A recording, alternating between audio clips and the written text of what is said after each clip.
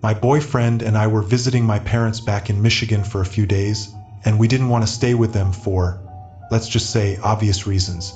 We ended up finding an Airbnb about 15 minutes away from their house.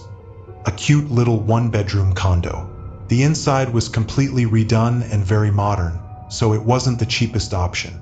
The host seemed nice and had good ratings, but we did see a few comments that raised some red flags. Most of the negative comments mentioned strange experiences with the neighbor. Now, I've had some crazy neighbors, so I'm not one to judge. I simply brought it up with the host before booking, and she stated that her neighbor is nosy and sometimes gets defensive when people try to get into the Airbnb.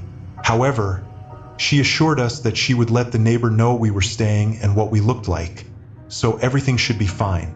On the day we arrived, everything went smoothly. We met the host, who lived nearby, and she gave us the key to the entry door and the code to the actual apartment. We unpacked all of our stuff and then headed over to my parents' place for dinner. I had a few drinks throughout the night to deal with my mother, and before we knew it, it was 10 p.m. and time to head back to the Airbnb.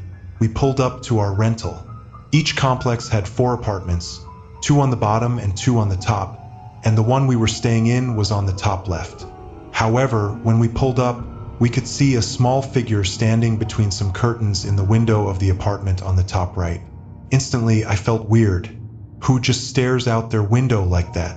My boyfriend parked, and as I got out, I looked up again, and she was still there, still staring at us.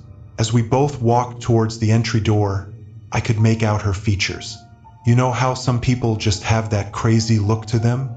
This was her mangled brown hair and wide open eyes. She had to be at least 60 or 70, and the frown she had, I had never seen someone so angry. My boyfriend put the key in the door and we entered. To my surprise, we saw her standing at the top of the stairs. She said nothing, just stood there watching us. She was very small and round, but the way she was standing, you could see her arms and legs were very thin. My boyfriend and I looked at each other for a second, then we began to make our way up. We walked up while she stared us down, but to my amazement, she didn't say anything. Rather, she just stared at us with her creepy eyes. I kept looking back as my boyfriend entered the code, and we hurried into the apartment. What the hell was that? My boyfriend said softly, looking at me, confused. I shook my head, just glad she didn't try to talk to us. Nothing weird happened the rest of the night until we heard banging on the front door. I shot up from bed, only to find that my boyfriend was already awake. The banging was non-stop for maybe a minute or two until it suddenly went silent. I looked at my phone, and it was nearly 4 a.m. Who would be banging on the door at this time? My boyfriend walked towards the door, whispering to me that he was going to look out the peephole to see who was there. I trailed behind him slowly as he inspected. He looked back at me and was clearly confused. He then opened the door a little to look around, and I heard him gasp. "What?" I whispered and slowly stepped towards him. Laying on the welcome mat outside the door were dead rats. They looked completely gutted, with only one of them still having its head attached. He closed the door, and we both agreed to contact the host later that day. I tried my best to sleep, but the images of those rats kept replaying in my mind. After a while, I looked at my phone, and it was 6:30 a.m. Accepting the fact that I wouldn't be able to get any sleep, I got up to make coffee, and as I did, I heard the neighbor's door slam shut. I looked out the kitchen window, which overlooked the parking lot, hoping to get a glimpse of the crazy lady. And there she was, standing and staring at our parked car, not even looking at what was inside, just staring at it.